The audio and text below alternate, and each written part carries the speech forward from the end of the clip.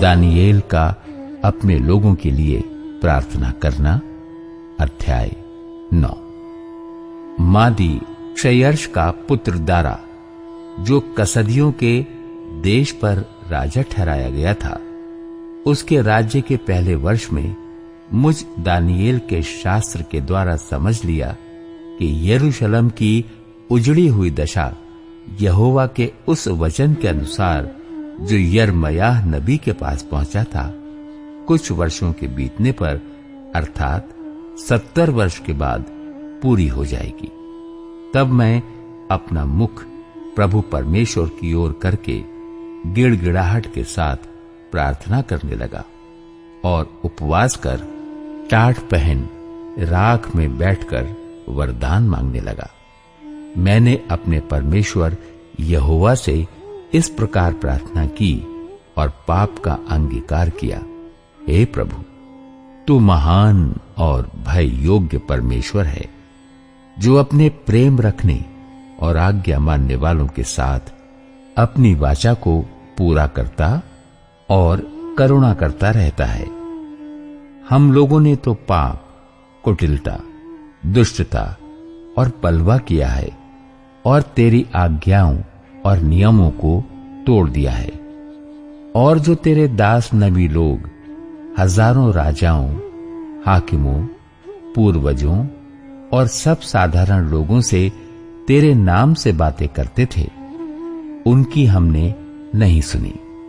हे प्रभु, तू धर्मी है, परंतु हम लोगों को आज के दिन लज्जित होना पड़ता है, अर्थात यरूशलेम में निवास करने वाले सब यहूदियों को, क्या समीप क्या दूर के सब इजरायली लोगों को, जिन्हें तूने उस विश्वासघात के कारण जो उन्होंने तेरे साथ किया था, देश देश में तितर बितर कर दिया है, उन सबों को लज्जित होना पड़ता है।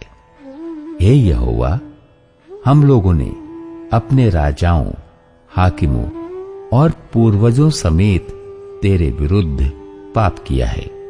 इस कारण हमको लज्जित होना पड़ता है। परंतु यद्यपि हम अपने परमेश्वर प्रभु से फिर गए, तो भी तू दया सागर और क्षमा की खान है। हम तो अपने परमेश्वर यहोवा की शिक्षा सुनने पर भी उस पर नहीं चले, जो उसने अपने दास नबियों से हमको सुनाई, वरन सब इजरायलियों ने तेरी व्यवस्था का उल्लंघन किया और ऐसे हट गए कि तेरी नहीं सुनी। इस कारण जिस शाप की चर्चा परमेश्वर के दास मूसा की व्यवस्था में लिखी हुई है, वो शाप हम पर घट गया, क्योंकि हमने उसके विरुद्ध पाप किया है। इसलिए उसने हमारे और न्यायियों के विषय में जो वचन कहे थे, उन्हें हम पर बड़ी विपत्ति डालकर पूरा किया है। यहां तक कि जैसी विपत्ति यरूशलेम पर पड़ी है, वैसी सारी धरती पर और कहीं नहीं पड़ी।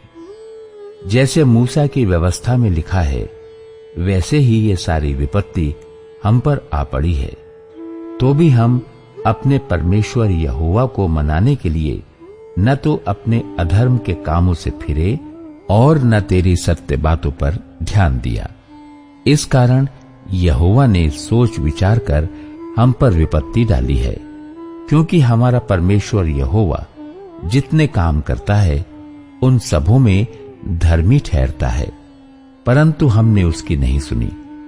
अब हे हमारे परमेश्वर, हे प्रभु, तूने अपनी प्रजा को मिस्र देश से बली हाथ के द्वारा निकाल लाया और अपना ऐसा बड़ा नाम किया जो आज तक प्रसिद्ध है। परंतु हमने पाप किया है और दुष्टता ही की है। हे प्रभु, हमारे पापों और हमारे पुरखाओं के अधर्म के कामों के कारण यरूशलेम की और तेरी प्रजा को हमारे आसपास के सब लोगों की ओर से नाम धराई हो रही है। तो भी तू अपने सब धर्म के कामों के कारण अपना क्रोध और जलजलाहट अपने नगर यरूशलेम पर से उतार दे, जो तेरे पवित्र पर्वत पर बसा है। हे हमारे परमेश्वर, अपने दास की प्रार्थना और गिड़गिड़ाहट सुनकर अपने उजड़े हुए पवित्र स्थान पर अपने मुख का प्रकाश चमका।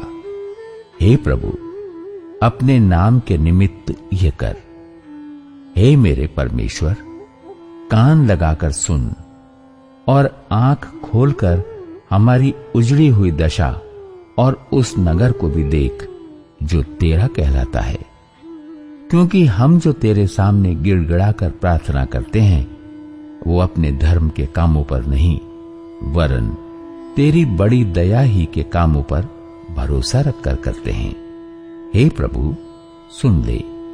हे प्रभु, पाप क्षमा कर। हे प्रभु, ध्यान देकर जो करना है उसे कर, विलंब ना कर। हे मेरे परमेश्वर, तेरा नगर और तेरी प्रजा तेरी ही कहलाती है, इसलिए अपने नाम के निमित्त ऐसा ही कर। जिब्राइल का भविष्यद्वाणी को समझाना।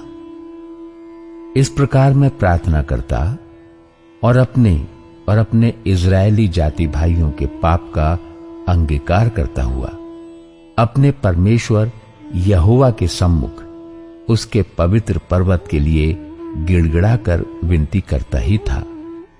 तब वो पुरुष जिब्राइल, जिसे मैंने उस समय देखा जब मुझे पहले दर्शन हुआ था, उसने वेग से उड़ने की आज्ञा पाकर सांझ के अन्न बलि के समय मुझको छू लिया और मुझे समझाकर मेरे साथ बातें करने लगा। उसने मुझसे कहा, हे दानिएल, मैं तुझे बुद्धि और प्रवीणता देने को अभी निकल आया हूं। जब तू गिड़गिड़ाकर विनती करने लगा तभी इसकी आज्ञा निकली, इसलिए मैं तुझे बताने आया हूं, क्योंकि तू अति प्रिय ठहरा है। इसलिए उस विषय को समझ ले और दर्शन की बात का अर्थ जान ले।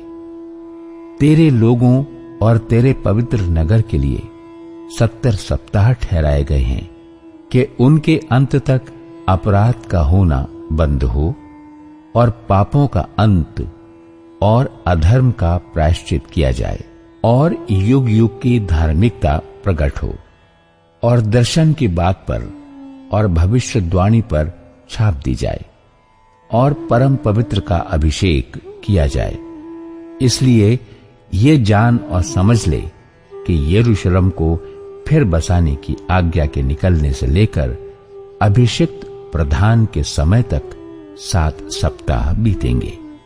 फिर 62 सप्ताहों के बीतने पर चौक और खाई समेत वो नगर कष्ट के समय में फिर बसाया जाएगा। उन 62 सप्ताहों के बीतने पर अभिषिक्त पुरुष काटा जाएगा और उसके हाथ कुछ न लगेगा और आने वाले प्रधान की प्रजा नगर और पवित्र स्थान को नष्ट तो करेगी, परंतु उस प्रधान का अंत ऐसा होगा जैसा बाढ़ से होता है। तो भी उसके अंत तक लड़ाई होती रहेगी, क्योंकि उसका उजड़ जाना निश्चय ठान लिया गया है। वो प्रधान 1 सप्ताह के लिए बहुतों के संग दृढ़ वाचा बांधेगा, परंतु आधे ही सप्ताह के बीतने पर वो मेल बलि और अन्न बलि को बंद करेगा और कंगूरे पर उजाड़ने वाली घृणित वस्तुएं दिखाई देंगी और निश्चय ही ठनी हुई बात के समाप्त होने तक परमेश्वर का क्रोध उजाड़ने वाले पर पड़ा रहेगा। दानिएल को नदी किनारे मिला दर्शन।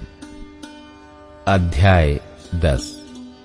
फारस देश के राजा कुस्रू के राज्य के 3रे वर्ष में दानिएल पर, जो बेल तशस्सर भी कहलाता है, एक बात प्रकट की गई। वो बात सच थी कि बड़ा युद्ध होगा। उसने इस बात को जान लिया और उसको ये देखी हुई बात समझ आ गई। उन दिनों मैं दानिएल 3 सप्ताह तक शोक करता रहा उन 3 सप्ताहों के पूरे होने तक मैंने न तो स्वादिष्ट भोजन किया और न मांस या दाख मधु अपने मुंह में रखा और न अपनी देह में कुछ तेल लगाया। फिर पहले महीने के 24वें दिन को जब मैं हिद्दे केल नामक नदी के तट पर था, तब मैंने आंखें उठाकर देखा कि सन का वस्त्र पहने हुए और ऊफास देश के कुंदन से कमर बांधे हुए एक पुरुष खड़ा है। उसका शरीर फिरोजा के समान, उसका मुख बिजली के समान, उसकी आंखें जलते हुए दीपक की सी, उसकी बाहें और पांव चमकाए हुए पीतल के से, और उसके वचनों का शब्द भीड़ों के शब्द का सा था। उसको केवल मुझ दानियेल ही ने देखा और मेरे संगी मनुष्यों को उसका कुछ भी दर्शन न हुआ, परंतु वे बहुत ही थरथराने लगे और छिपने के लिए भाग गए। तब मैं अकेला रहकर ये अद्भुत दर्शन देखता रहा।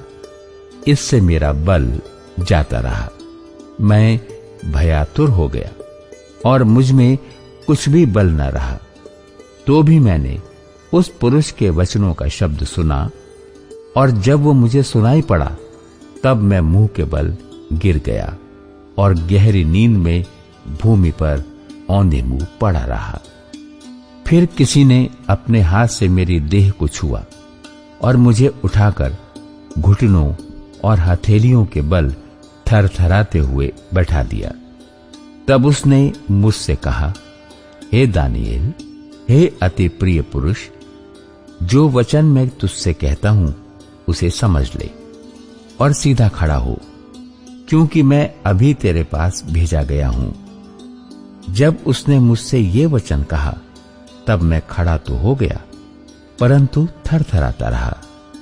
फिर उसने मुझसे कहा, हे दानियेल, मत डर, क्योंकि पहले ही दिन को जब तूने समझने बूझने के लिए मन लगाया और अपने परमेश्वर के सामने अपने को दीन किया, उसी दिन तेरे वचन सुने गए और मैं तेरे वचनों के कारण आ गया हूं।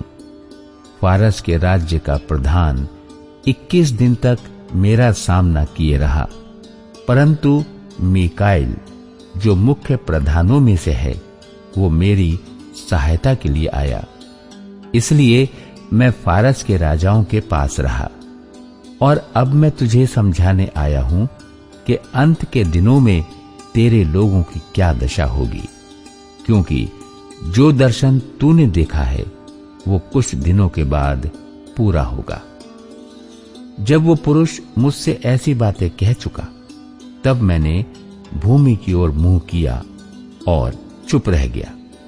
तब मनुष्य के संतान के समान किसी ने मेरे होंठ छुए और मैं मुंह खोलकर बोलने लगा। जो मेरे सामने खड़ा था उससे मैंने कहा, हे मेरे प्रभु, दर्शन की बातों के कारण मुझको पीड़ा सी उठी और मुझ में कुछ भी बल नहीं रहा। इसलिए प्रभु का दास अपने प्रभु के साथ कैसे बातें कर सके, क्योंकि मेरी देह में न तो कुछ बल रहा और न कुछ सांस ही रह गई। तब मनुष्य के समान किसी ने मुझे छूकर फिर मेरा हियाव बंधाया और उसने कहा, हे अति प्रिय पुरुष, मत डर, तुझे शांति मिले, तू दृढ़ हो और तेरा हियाव बंधा रहे। जब उसने ये कहा तब मैंने हियाव बांधकर कहा, हे मेरे प्रभु, अब कह, क्योंकि तूने मेरा हियाव बंधाया है। तब उसने कहा, क्या तू जानता है कि मैं किस कारण तेरे पास आया हूं? अब मैं फारस के प्रधान से लड़ने को लौटूंगा, और जब मैं निकलूंगा तब यूनान का प्रधान आएगा। जो कुछ सच्ची बातों से भरी पुस्तक में लिखा हुआ है वो मैं तुझे बताता हूं। उन प्रधानों के विरुद्ध तुम्हारे प्रधान मीकाएल को छोड़ मेरे संग स्थिर रहने वाला और कोई भी नहीं है।